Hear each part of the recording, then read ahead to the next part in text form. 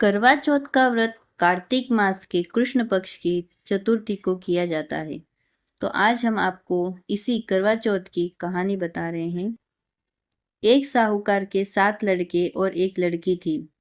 साहूकार के बेटे अपनी बहन से बहुत प्यार करते थे। साहूकारनी के साथ उसकी बहुओं और बेटी ने चौथ का व्रत रखा था।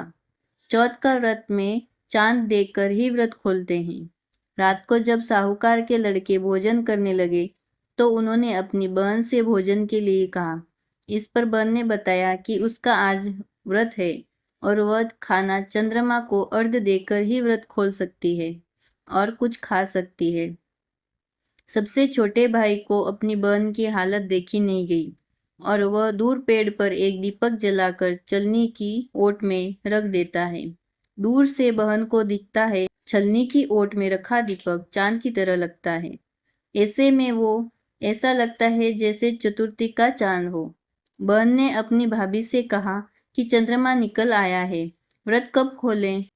लेकिन भाभीयों ने उसकी बात नहीं मानी और व्रत नहीं खोला।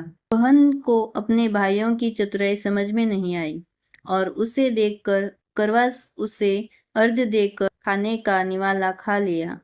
जैसे ही वह पहला टुकड़ा मुंह में डालती है उसे छींक आ जाती है।